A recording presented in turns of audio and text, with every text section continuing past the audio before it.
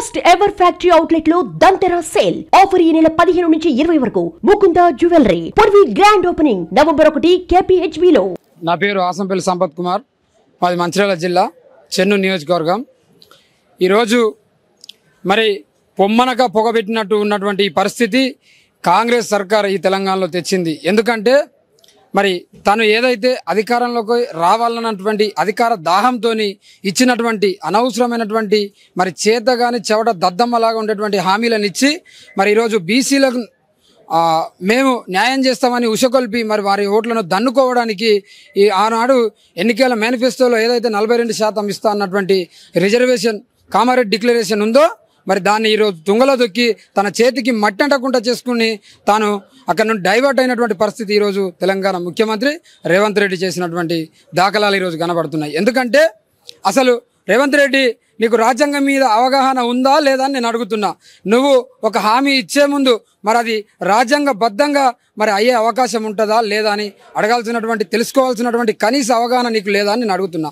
ఈరోజు పక్క రాష్ట్రం గురించి చెప్తున్నారు కదా, పక్క రాష్ట్రంలో ఉన్నటువంటి జయలలిత గారు ఆనాడు ప్రభుత్వంతో మెప్పించి ఒప్పించి కొట్లాడి కేంద్రంతో మరి ఎంత ఇబ్బంది ఉన్నప్పటికీ కూడా మెప్పించి ఆ రోజు 9th షెడ్యూల్లో చేర్చినటువంటి జయలలిత గారు అక్కడ సాధ్యమైంది రిజర్వేషన్. కానీ ఈరోజు నువ్వు ఏం చేస్తున్నావు? ఢిల్లీలోనేమో బీజేపీతోని దోస్తీ కడుతున్నావు, ఈ రాష్ట్రానికి వచ్చి గల్లీలనేమో మరి బీజేపీతో కుస్తీ అంటున్నావు. అంటే నీ యొక్క కపట నాటకాలు ఈ తెలంగాణ ప్రజలకు అర్థమవుతలేవు అనుకుంటున్నావా? ఒక నువ్వే మేధావి అనుకుంటావా అని నేను అడుగుతున్నా. ఈరోజు తెలంగాణలో ఉన్నటువంటి ప్రతి ఒక్క మేధావి కూడా నీ యొక్క పాలనను చూసి ఎంత నివ్వరబోతుండో ఈరోజు అర్థమవుతుంది. ఈరోజు ఏ ఒక్క వర్గం కూడా నీ పాలనలో మరి సుభిక్షంగా లేదు, సురక్షితంగా లేదు.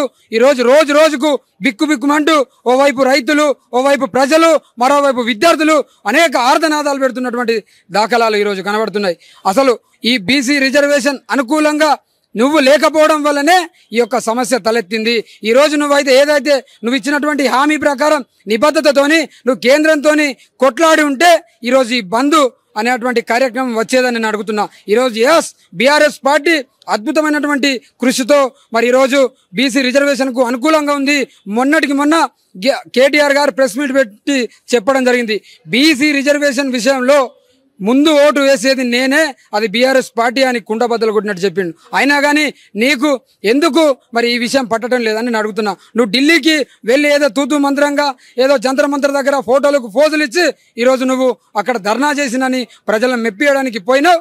మళ్ళీ నువ్వు ముల్లెముడ చదువుకొని వెనుకకు వచ్చినావు. అదే నీకు బీసీల మీద అంత చిత్తశుద్ధి ఉంటే నువ్వు అక్కడ టెంట్ వేసి ఒక 20 రోజులు ఎందుకు నిరాహార దీక్ష చేయలేదని నేను అడుగుతున్నా. నీకు కేవలం అధికారం కోసం నువ్వు బీసీలను రెచ్చగొట్టి వాళ్లకు ఆశలు కల్పించి ఆనాడు నువ్వు అధికారంలోకి వచ్చి పుట్టెడు అబద్ధాల మీద పురుడు పోసుకున్నటువంటి కాంగ్రెస్ ప్రభుత్వం ఈరోజు తెలంగాణ రాష్ట్రంలో అన్ని వర్గాల ప్రజలను వంచింది. నువ్వు ఇస్తా అన్నటువంటి అన్ని గ్యారంటీలు అమలు కాలేదు, ఏ ఒక్క గ్యారంటీకి నోచుకోలేదు, ఏ ఒక్క హామీకి నోచుకోలేదు. ఈరోజు 420 హామీలు, 6 గ్యారంటీలు, దిక్కు దివాన్ లేని డిక్లరేషన్లు ఇచ్చి నువ్వు అధికారంలోకి వచ్చినావు. అందరూ ఆశపడ్డారు, పాపం రేవంత్ రెడ్డి బాగానే ఇస్తాను కదా, బాగానే హామీలు ఇచ్చిండు కదా, మరి కనీసం కేసీఆర్ కంటే ఇంకా కొంచెం ముందుకు పోతాం కావచ్చు, మాకేదో లాభం జరుగుతుంది కావచ్చు అని నీ యొక్క మాయ మాటలు నమ్మి మోసపోయి ఈరోజు గోసపడుతున్నామని తెలంగాణ సమాజం మొత్తం కూడా రోడ్డు పైకి వచ్చింది. ఖబర్దార్ రేవంత్ రెడ్డి, ఇప్పటికైనా నీ తప్పు తెలుసుకొని నువ్వు పిచ్చి పిచ్చి నాటకాలు, నీ యొక్క డైవర్ట్ పాలిటిక్స్ పక్కకు పెట్టి నువ్వు ప్రజలపైన చిత్తశుద్ధి పెట్టకపోతే, నీ పాలన పైన చిత్తశుద్ధి పెట్టకపోతే తప్పకుండా ఇక్కడ జరుగుబాటు లేదు కాబట్టి తిరుగుబాటు వచ్చేటువంటి రోజు ఆసన్నమైంది. ఈరోజు ముఖ్యంగా అన్నం ఉడికిందా లేదా అని తెలుసుకోవడానికి ఒక మెతుకు పిస్తే చాలు, గంజలో చేయబెట్టి మొత్తం రుద్దాల్సినటువంటి అవసరం లేదు. ఎందుకంటే ఈరోజు జరిగేటువంటి ఈ జూబ్లీహిల్స్ అనివార్య కారణాల వల్ల జూబ్లీహిల్స్ లో జరిగేటువంటి ఎన్నికల్లో మరి బీఆర్ఎస్ ప్రభంజనం సృష్టించబోతుంది. మళ్ళీ తిరిగి కేసీఆర్ గారు ఈ తమ యొక్క గులాబీ జెండాను ఈరోజు జూబ్లీహిల్స్ నియోజకవర్గం నుండే మరి ప్రజలకు అంకితభావం చేయబోతున్నాడు, దిగ్విజయం సాధించబోతున్నాడని ఈరోజు జూబ్లీహిల్స్ నియోజకవర్గ ప్రజలు ప్రతి ఒక్కరు కూడా అనుకుంటున్నారు. ఎందుకంటే ఈ యొక్క జూబ్లీహిల్స్ యుద్ధం అనేటువంటిది ఈరోజు అవినీతికి, ఈరోజు మరి అభివృద్ధికి జరుగుతున్నటువంటి ఉద్యమం. ఈరోజు ఈ యొక్క జూబ్లీహిల్స్ నియోజకవర్గ ఎన్నికలైనటువంటిది ఒక నీతికి మరి అవినీతికి జరుగుతున్నటువంటి ఉద్యమం.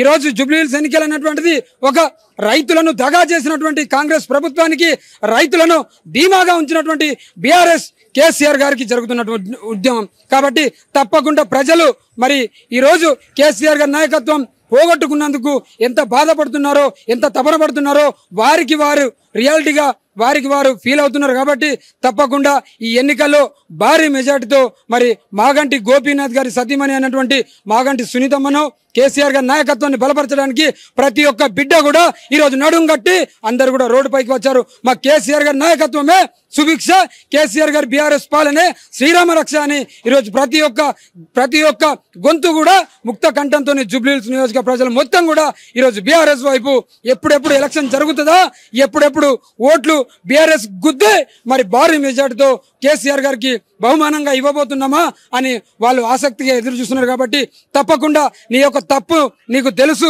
కానీ తెలిసిన తప్పునే నువ్వు మళ్ళీ పదే పదే చేస్తున్నావు. ఇప్పటికైనా నీ యొక్క హామీల మీద, నీ యొక్క పాలన మీద దృష్టి పెట్టు. కానీ నువ్వు రోజు రోజుకు మాటి మాటికి డైవర్ట్ పాలిటిక్స్ చేస్తూ మరి ప్రజలను మభ్యపెట్టడానికి, ప్రజలు నీ లెక్క అబద్ధాలు చెప్పేటువంటి ప్రజలు కాదు. తప్పకుండా తమ యొక్క తప్పును తాము తెలుసుకున్నారు. కాబట్టి నువ్వు ప్రజల మీద దృష్టి పెట్టు, నువ్వు ఇచ్చినటువంటి హామీల మీద దృష్టి పెట్టు. ఏదైనా ప్రశ్నిస్తే, ఏదైనా సోషల్ మీడియాలో మేము పోస్టులు పెడితే మరి వారిపైన అమానుషంగా, అక్రమంగా, అసత్యంగా, అన్యాయంగా ఈరోజు కేసులు పెట్టినటువంటి ఈ యొక్క రేవంత్ సర్కార్ నా పైన ఇప్పటికీ 7 కేసులు నమోదు చేయించింది. నేనేం తప్పు చేసినా, నేను ఒక దళిత బిడ్డను అంటే నాకు ప్రశ్నించినటువంటి హక్కు లేదా? నేను ఒక పీజీ క్యాండిడేట్ను. ఈరోజు నీ ప్రభుత్వాన్ని నిలదీసినందుకు నువ్వు అన్యాయంగా కేసులు పెట్టిస్తున్నావు. కానీ ఖబర్దార్ బిడ్డ, ఇప్పటికైనా నీ యొక్క పాలనను నువ్వు సరిదిద్దుకో. తెలంగాణ ప్రజలు తెలివి కచ్చిర్రు, సోయి తెచ్చుకున్నారు, మోసపోయినాం, గోసపడుతున్నాం. కేసీఆర్ గారి నాయకత్వమే ఈ తెలంగాణ రాష్ట్రానికి సుభిక్ష, శ్రీరామ రక్ష అని అందరు నమ్మిరు. కాబట్టి నీకు ఈ ఎన్నికల్లో తగిన గుణపాఠం చెప్పి నీ మంత్రులకు కావచ్చు, నీ యొక్క ఎమ్మెల్యేలకు కావచ్చు, తప్పకుండా రాబోయే కాలంలో రోడ్లపైకి తిరగలేనటువంటి పరిస్థితి ఈరోజు ప్రజలే తీసుకొస్తున్నారని నిన్ను హెచ్చరిస్తూ, నీ యొక్క ఒక్క మాటలో చెప్పాలంటే కనీసం నీ క్యాబినెట్ లో ఉన్నటువంటి మంత్రులే సఖ్యంగా లేరు కదా, సౌమ్యంగా లేరు కదా, కలిసి ఉండలేరు కదా. రోజు రోజుకో వివాదం, ఒక మంత్రి పైన ఇంకో మంత్రి, ఇంకో మంత్రి పైన ఇంకో మంత్రి మరి యజమాని చేసుకుంటూ పోతే ఇలా మీకు మీరే కమిట్మెంట్ లేకపోతే మీరు ప్రజలకు ఏం పాలన అందిస్తారని నేను ఈ సభాముఖంగా అడుగుతున్నా. కాబట్టి ఇప్పటికైనా ప్రజలకు న్యాయం చేయండి. ఇచ్చిన హామీలను, మీతో అయినటువంటి హామీలను మీతో చేతనైనంత చేయండి. కానీ అసమర్థ పాలనతో ప్రజలను ఇబ్బంది పెడితే తప్పకుండా జరుగుబాటు లేదు. కాబట్టి తిరుగుబాటు వస్తుందని హెచ్చరిస్తూ జై తెలంగాణ.